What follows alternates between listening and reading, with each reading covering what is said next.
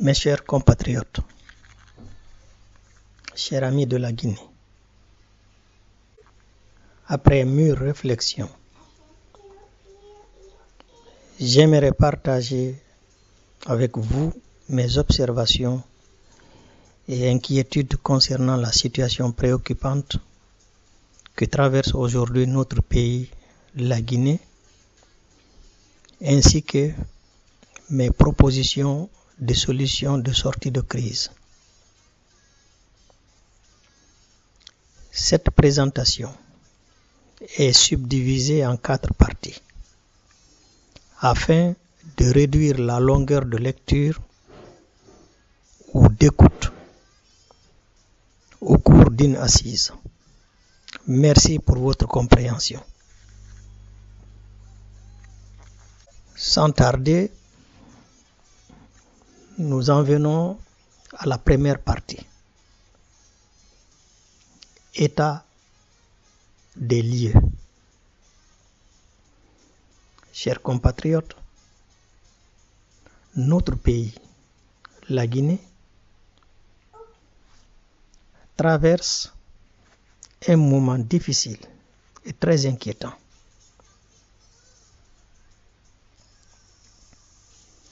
Après le décès du général Sadiba Coulibaly, ancien numéro 2 de la junte, et la disparition mystérieuse des responsables du mouvement FNDC,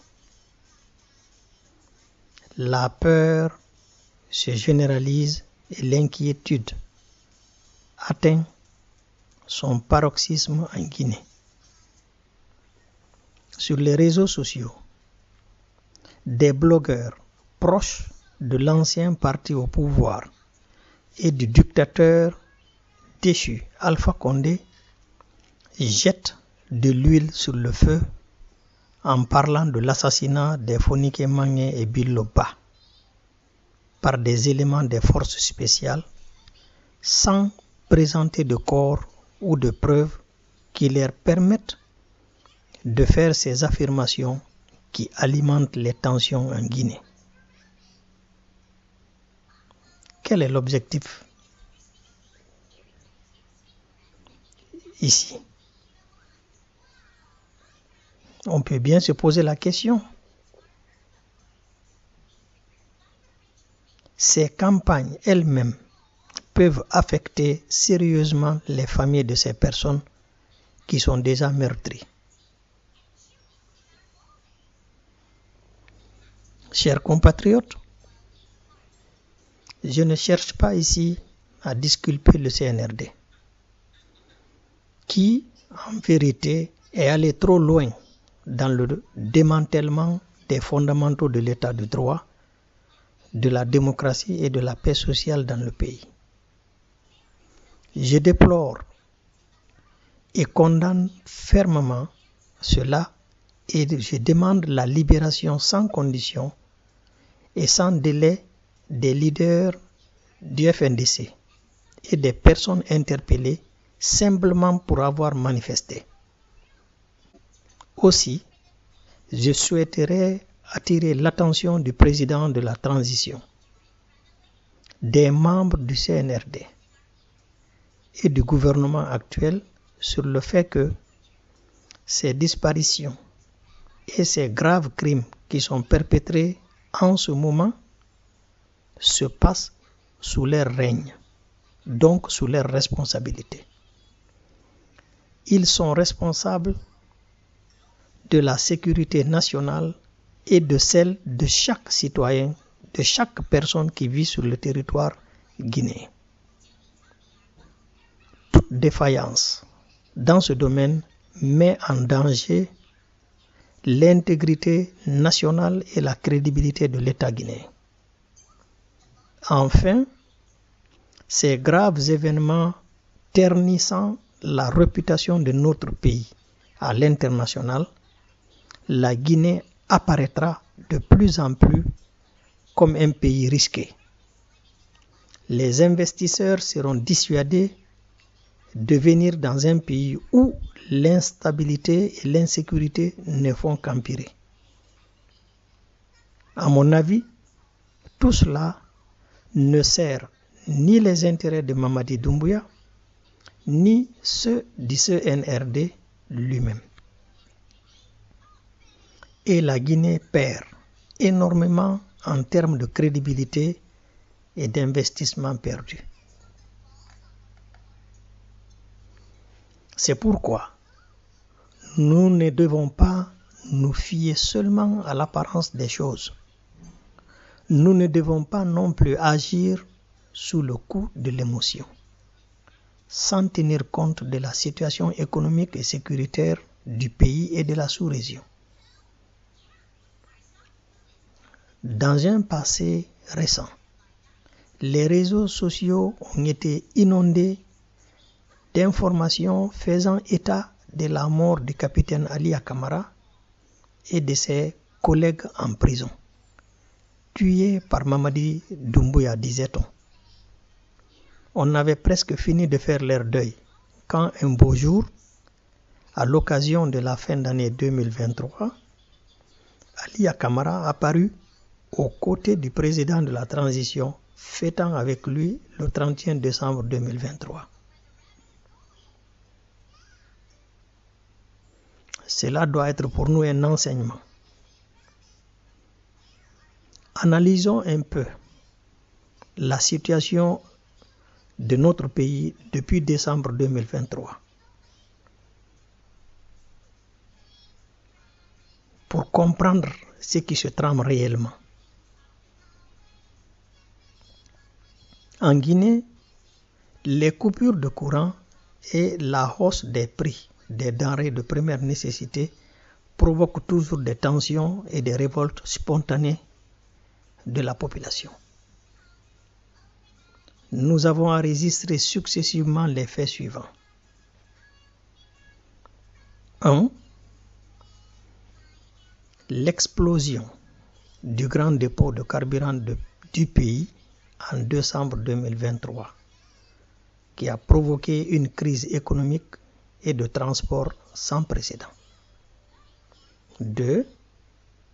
Des incendies ravagent, une après l'autre, les stations EDG, Électricité de Guinée. 3. Le plus grand entrepôt d'EDG part en fumée. 4. Des ministères sont incendiés. 5. Une attaque de la prison la plus sensible du pays, avec l'évasion de militaires redoutés et d'anciens dirigeants du pays accusés de crimes contre l'humanité. 6. Un incendie détruit également du matériel important au camp Samouri, proche de la présidence. Mes chers compatriotes, ce sont là des événements qui concourent tous à créer de la pénurie du carburant,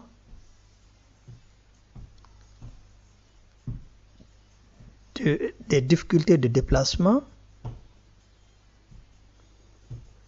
de la pénurie de courant et de l'eau. Donc, des événements qui doivent créer simplement une cherté de la vie et provoquer la colère de la population. Le fait que ces événements puissent se produire successivement sans qu'aucun coupable ne soit arrêté ou empêché, combiné à l'absence de dialogue et d'avancée dans la réalisation du chronogramme, interprété comme une volonté du CNRD de se maintenir durablement au pouvoir, permet à des communicants au service du président déchu de dire que c'est le CNRD qui est derrière ces incendies et ces dégâts.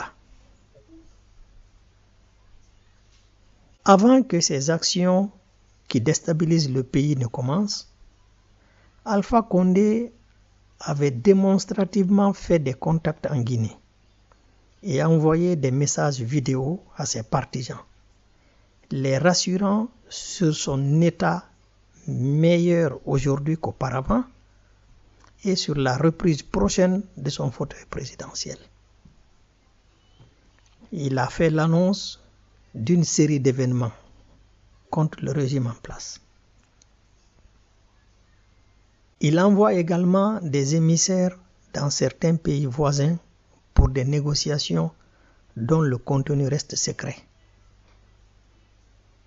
Avant que ces actions qui déstabilisent le pays ne commencent, Alpha Condé avait démonstrativement fait des contacts en Guinée et envoyé des messages vidéo à ses partisans, les rassurant sur son bien meilleur état aujourd'hui qu'auparavant et sur la reprise prochaine de son fauteuil.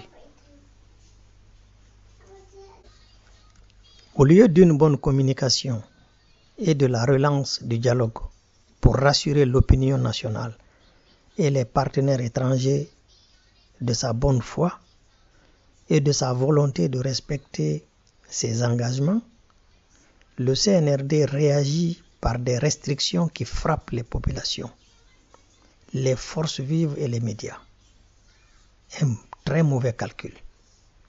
La junte, paniquée ou nerveuse, se discrédite et s'en prend plutôt aux populations qu'elle devrait chercher à soutenir ou dont elle devrait chercher à obtenir le soutien.